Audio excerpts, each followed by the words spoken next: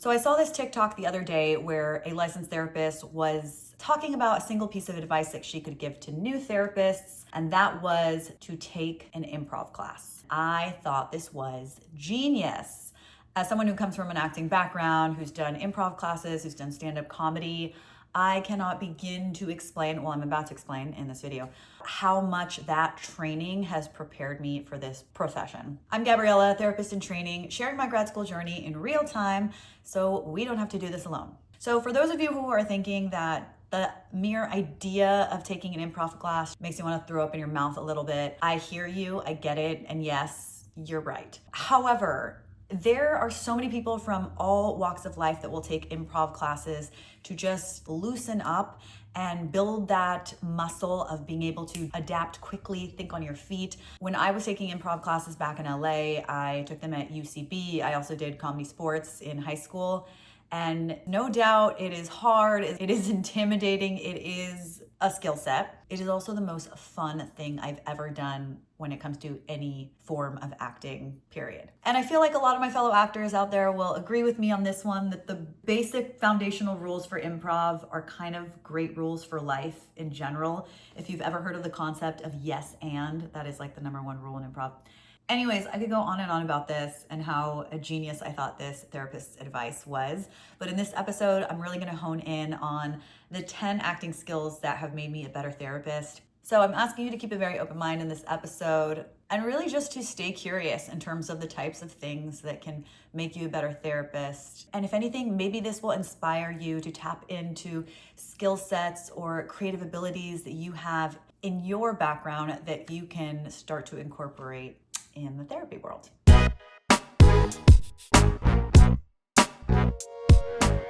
Dear future therapists, I'm Gabriella and welcome to my YouTube channel.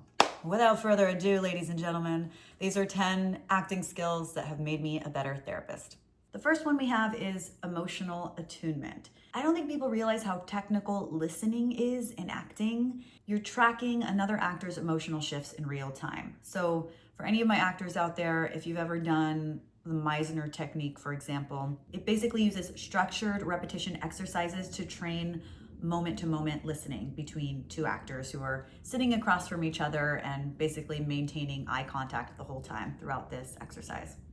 The idea is that it gets actors out of their head and trains them to respond to real impulses instead of pre-planned choices.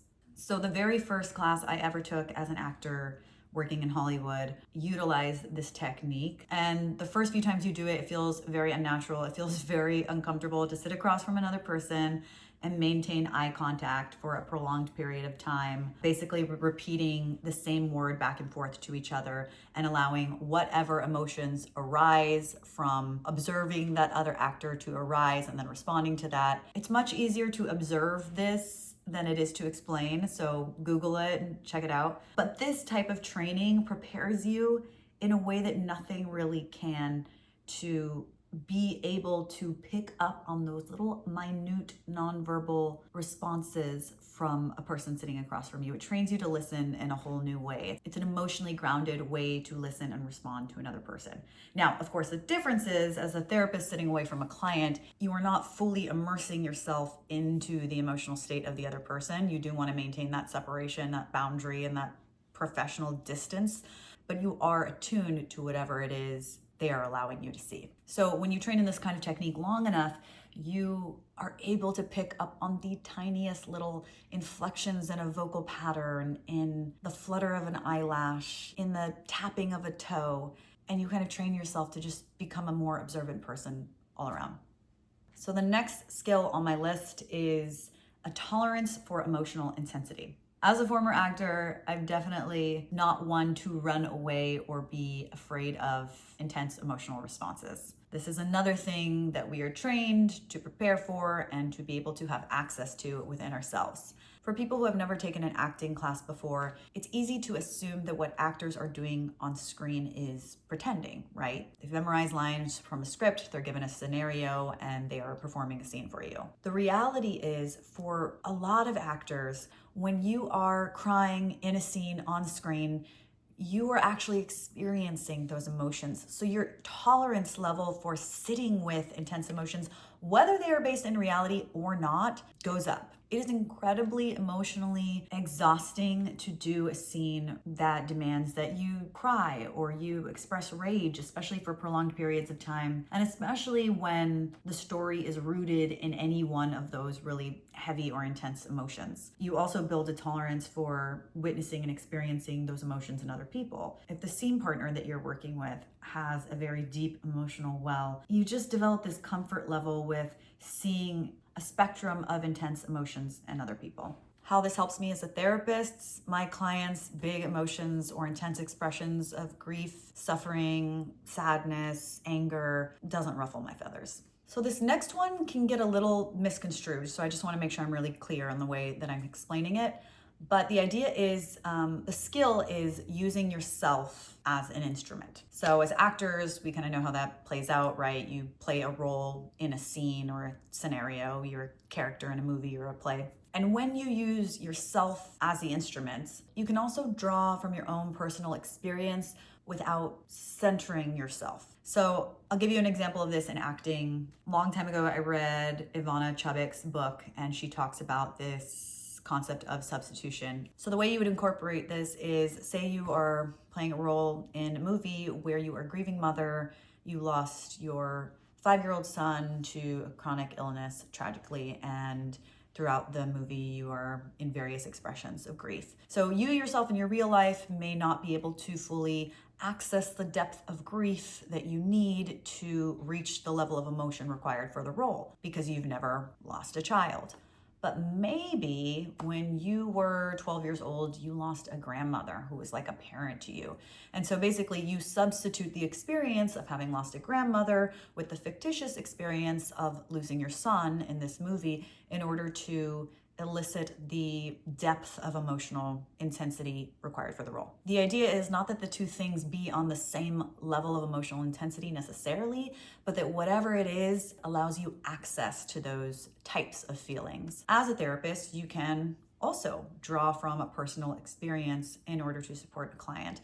This can take the form of simply being able to access a level of empathy that allows you to relate to that client. This can also come from maybe a disclosure that you share with that client. People have all kinds of opinions about what types of disclosure are appropriate or not. It really is at the discretion of the clinician. But if there is something from your past that you have worked through and healed and processed, and you can draw from that experience in order to give an example or offer hope to a client who might be going through something similar, that can be helpful in a therapeutic practice. Now, the key with both of these things is that in neither situation do you want to center your own personal story over the needs of the person that you are supporting.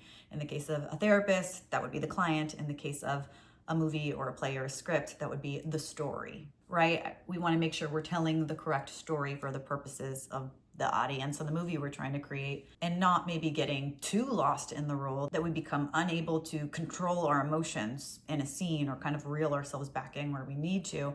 And the same thing with a client. We don't ever want to share something where suddenly the session is becoming about us and our loss and our grief. Now the client is more worried about taking care of the therapist than the other way around. So within that, obviously, there need to be boundaries, but the idea is that that skill set teaches us to know how and when to draw from personal experience without making it about us. So this next one I touched on a little bit before, especially as it pertains to emotional attunement, but this one is radical presence and sustained focus. I think a lot of people underestimate how long actors train to stay fully locked in with another human being or multiple human beings uninterrupted. Shout out to stage actors who are doing continuous scenes live on stage without the benefit of cutting. But even with actors in television and film, sometimes you may just have to go into an audition and just crush it for 15 pages when you're auditioning for a series lead and a pilot. They may ask you to do 15 pages 3 different ways, 4 different times, and you have to maintain that focus each time without letting it all collapse. The horror. I'm a little traumatized, you guys. So what this teaches you essentially is how to sustain that one-on-one attention without distraction and being fully present with the other person. So with actors, that might be your reader, or the person you're reading a script with, or you're rehearsing a script with, or performing it. And with therapists, it's sitting across from that client for a full hour, giving them your undivided attention. And so given how our culture is now designed to create so much distraction, and I think being able to maintain that type of focus is such a gift. And I'm so grateful that I had that type of training, because I can bet on my ability to stay grounded and stay focused with a client. And that is a skill set that I hope never dies, because I feel like it's an asset no matter what you do in life. All right, so this one is a true gem, and this is what I was talking about at the top of this episode when I was talking about the TikTok. And this skill set is thinking on your feet. I have been trained as an improv performer. I've done stand-up comedy. I've done crowd work. And these types of skills never cease to lose their value throughout life. Obviously, in the therapy room, your success as a therapist is not dependent on your ability to crack a joke about their emotional experience, although I believe the humor can also be very healing, but that's a separate topic for another episode. But one thing I didn't anticipate as much about the process of doing talk therapy with a client is how much it relies on your ability to adapt and think on your feet in the room, whether that's with how you approach the session in general. Maybe you come in with a plan, an idea, a tool you want to provide, some psychoeducation you want to provide based on something they told you the week prior or something you've been working on. And that day, they come in with something entirely different from anything that they've ever talked before, and it completely derails all the planning and all the preparation you put into that day's session. Your ability as a therapist to adapt and pivot is so critical in these moments, and it happens again and again and again. What's that silly quote about God laughs when you make a plan? That applies to every single therapy session I have ever been in. It is very rare that I create a treatment plan or I create a structure for a session and I execute that structure exactly as I planned it. So thinking on your feet and your ability to adapt and improvise is definitely a skill set that every therapist can benefit from. And in this case, of course, we're not talking about jokes. We're talking about emotionally appropriate responsiveness in the moment.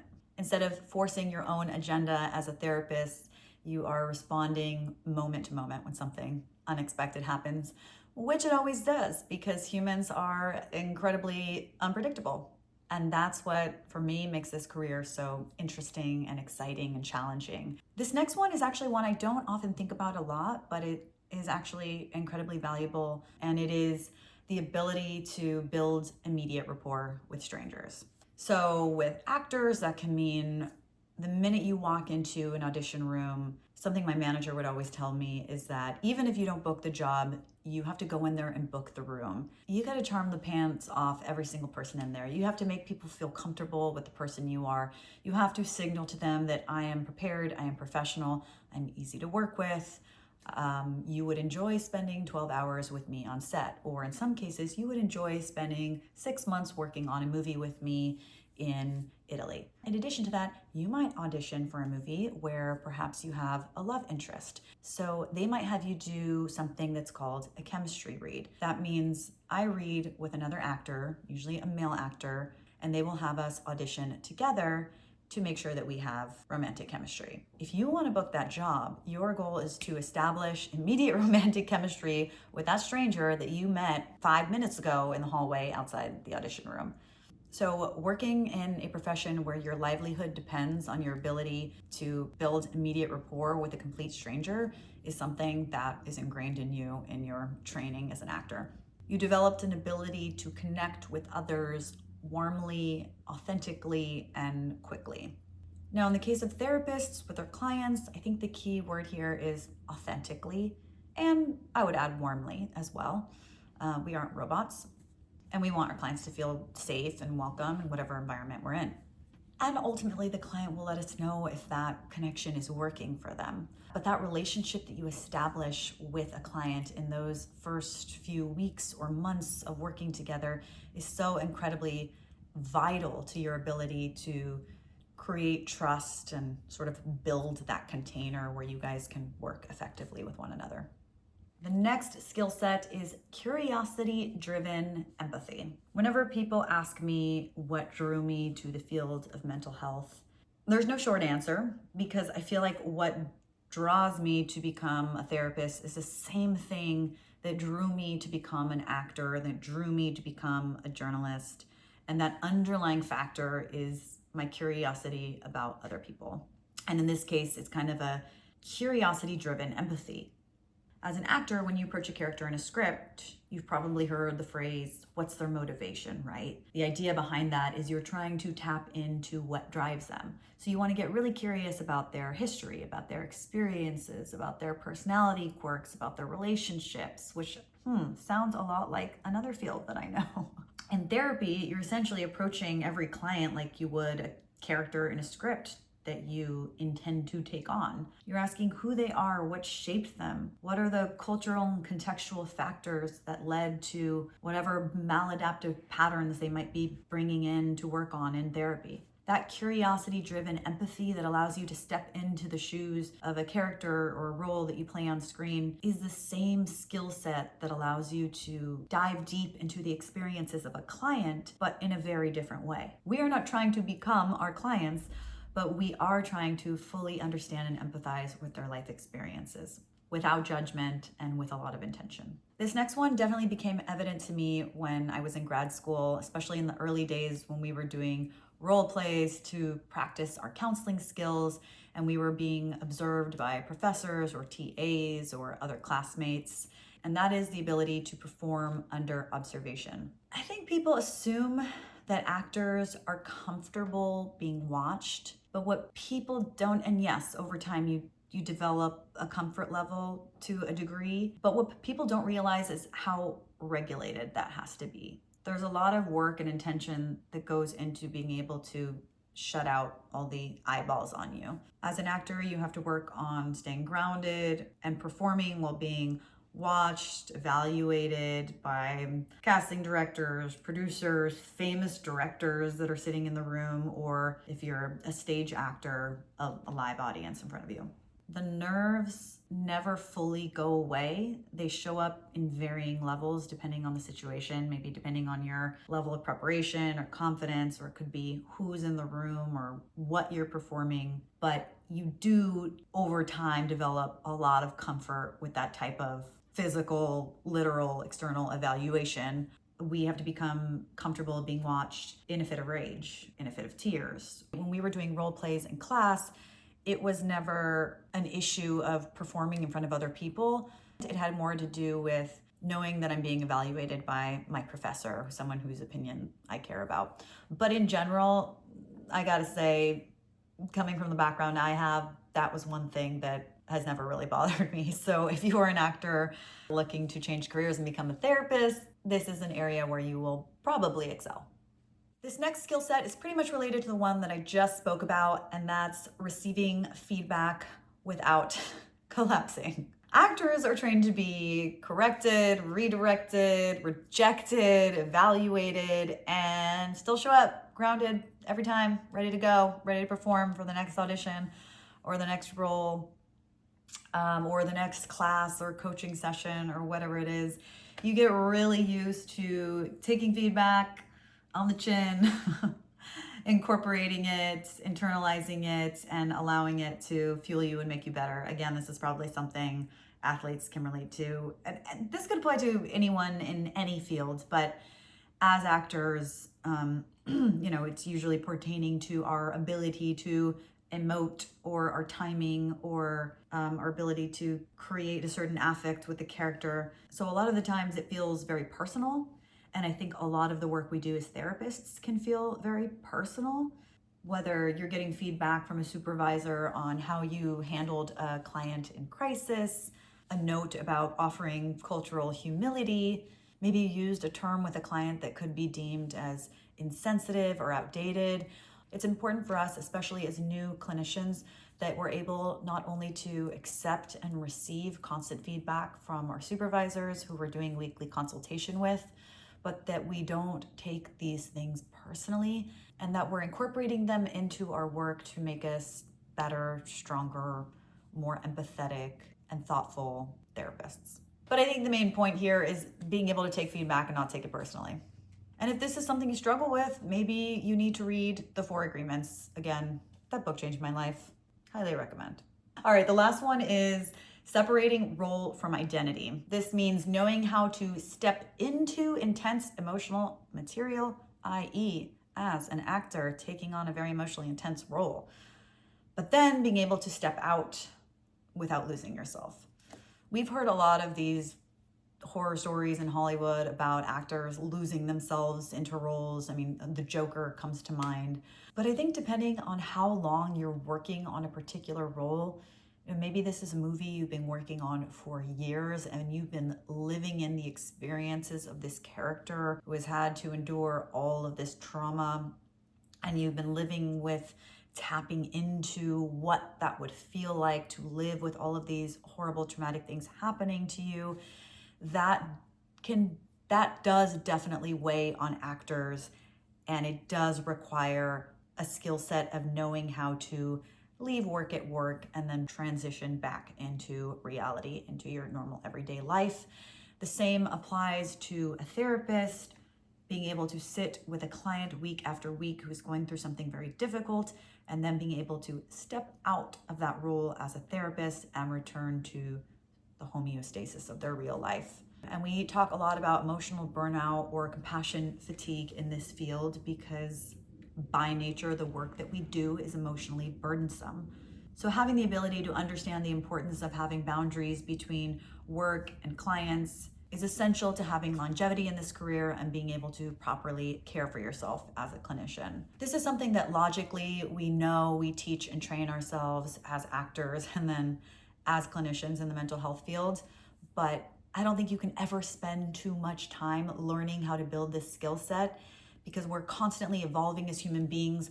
We're going to be seeing new and different clients throughout the entirety of our career, and we're probably going to have to be building, honing, and working on this skill for the rest of our lives, or for as long as we decide we want to work with clients, because how we care for ourselves and what we need is always changing and evolving. What works now might not work 10 years from now.